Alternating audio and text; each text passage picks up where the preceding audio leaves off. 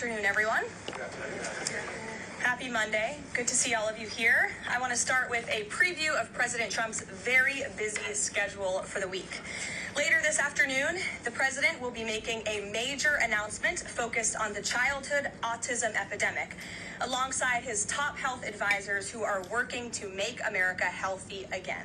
This will be a powerful display of how the entire Trump administration is committed to addressing root causes of chronic conditions and diseases, embracing full transparency in government, and championing gold standard science. Tonight, the president will depart to New York City ahead of the 80th session of the United Nations General Assembly. He will be joined in New York City by the First Lady. Tomorrow morning, President Trump will deliver a major speech touting the renewal of American strength around the world, his historic accomplishments in just 8 months, including the ending of 7 global wars and conflicts. The president will also touch upon how globalist institutions have significantly decayed the world order, and he will articulate his straightforward and constructive vision for the world. The president will also be hosting bilateral meetings with the UN Secretary General and the leaders of Ukraine, Argentina, and the European Union. The president will also later in the day hold a multilateral meeting with Qatar, the Kingdom of Saudi Arabia, Indonesia, Turkey, Pakistan, Egypt, the UAE, and Jordan. After these important meetings, the president will attend a reception tomorrow night with more than 100 world leaders before returning to Washington, D.C. On Thursday here at the White House, President Trump will welcome President Erdogan of Turkey for a bilateral meeting. And on Friday, the president will travel to Long Island for the Ryder Cup golf match between the United States and Europe. This event is one of the greatest sporting events in the world, and it would not be taking place this year without President Trump's help. President Trump signed an executive order last week preventing a strike that would have crippled the New York City area ahead of the tournament, and at the request of the 5 labor unions who all represent workers on the Long Island Railroad. One of the greatest golfers in the world, Bryson DeChambeau, praised the president's critical intervention, saying, quote, "When the possibility of a strike threatened to disrupt transportation and attendance, President Trump stepped up and took the action needed to protect this world-class competition." Thanks to President Trump's decisive leadership, the Ryder Cup experience will be everything fans and the golf community deserve. Again, that's a quote from the great golfer Bryson DeChambeau. Now let's all hope the American Ryder Cup team can take home the trophy. In other news, positive economic data continues to pour in. Brand new polling shows that Americans' faith in the economy and the direction of the nation is back on track and shooting even higher. Home ownership is more affordable, with mortgage rates dropping to a 3-year low. For new home buyers, this represents a $250 decline in your monthly mortgage payment, or nearly $3,000 a year. President Trump has made it very clear he wants to continue to see mortgage rates decline to a record low, just like they did in his first term. Thanks to President Trump's unleashing energy dominance, gas prices are dropping, and Americans are spending the smallest share of their disposable income on gasoline since 2005. Additionally, the annual cost to own and operate a new vehicle is down by nearly 6% over the last year. Americans are earning more and they are spending more than ever before.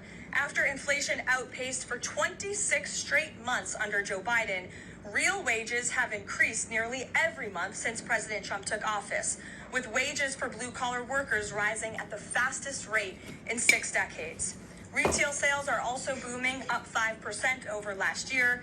And the stock market is booming, and Americans' retirement accounts continue to do well, with the Dow, S&P 500, and NASDAQ all hitting new record highs. In fact, the S&P 500 is up nearly 15%, and the NASDAQ is up more than 21% since Election Day.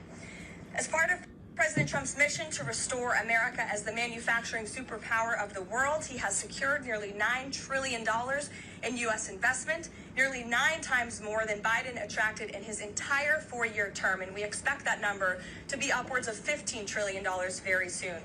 We're already seeing the initial economic benefits of these investments, with industrial production recently rising to an all-time high. President Trump built the greatest economy in the history of the world in his first term, and we are witnessing him do it all over again. Now, before I open it up to questions, I do want to speak on the heinous political assassination of Charlie Kirk. As President Trump powerfully stated yesterday, this assassination was an attack on everything that makes the United States of America the greatest country on earth. But that attack has completely failed. The heartwarming response from the overwhelming majority of the American people over the past 2 weeks is all of the proof that you need. The assassin who took Charlie's life can destroy flesh and blood, but he can never destroy the values that Charlie stood for. All across the country, millions of Americans have prayed, hosted vigils, attended church services, became politically engaged for the first time, and honored the legacy of Charlie and the ideals he died speaking for. The beautiful memorial service attended by President Trump and 100,000 great Americans in State Farm Stadium yesterday was just the latest example. And Erica Kirk's mercy was one of the greatest acts of grace this world has ever seen. May God continue to watch over Erica and their beautiful children. Unfortunately, there have been some jarring exceptions to this unity. This past Friday, 58 House Democrats voted no, and 38 voted present on a resolution that simply stated condemning in the strongest possible terms the assassination of Charles James Kirk and all forms of political violence. There were no strings attached to this vote. This was a simple gesture of human decency to denounce political violence. I wish I could say that this was only a fringe group, but 96 votes is nearly half of the entire House Democrat caucus. And they didn't just vote against this basic resolution condemning political violence. A number of those same Democrats took to the House floor to smear Charlie Kirk's name. The man wasn't even buried yet, and Democrat members of Congress were denigrating his memory on the floor of the House of Representatives. This was truly a sad moment and a clear reflection of how radical the Democrat Party has become. Many Democrats in elective office have now been totally captured by a radical fringe of the far-left base who want to dehumanize every person they disagree with. We must continue to call this wickedness out. It's the only way that our nation can heal. For too long, past leaders have offered platitudes while political violence has been allowed to fester and harm innocent Americans. There has been coordinated campaigns dating back years, spearheaded by radical left-wing organizations centered on dehumanizing, intimidating, doxing, and even attacking Americans whom they disagree with. These groups have radicalized impressionable individuals to foment violence. An attempted transgender assassin traveled to Justice Brett Kavanaugh's family home with plans to end his life. An attempted assassin came within an inch of ending President Trump's life in Butler, Pennsylvania. And on the campaign trail, another attempted assassin tried to kill the president at his golf club in Florida. A left-wing assassin shot United Healthcare CEO Brian Thompson right in the back in the heart of New York City. ICE agents are facing a more than 1,000% increase in assaults for simply doing their jobs. Violent radical left-wing mobs engaged in illegal behavior, targeted Jewish Americans, and shut down America's college campuses under the previous administration. Left-wing mobs burned down Tesla dealerships out of, quote, protest of Elon Musk and his policies. In May, a left-wing activist shouting "Free Palestine" murdered 2 innocent Israeli embassy staffers outside of the D.C. Jewish Museum here in Washington. These are just a few examples, prominent examples of the growing left-wing political violence in our country.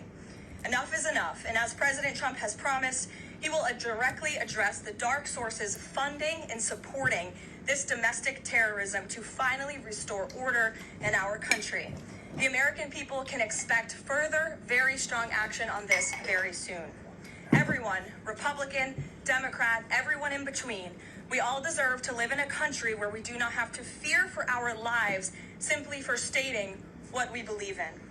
With that, I will take your question. In today's new media seat, we have Monica Page, who is the White House correspondent for Turning Point USA's news organization, on the front lines. Monica, thank you for being here.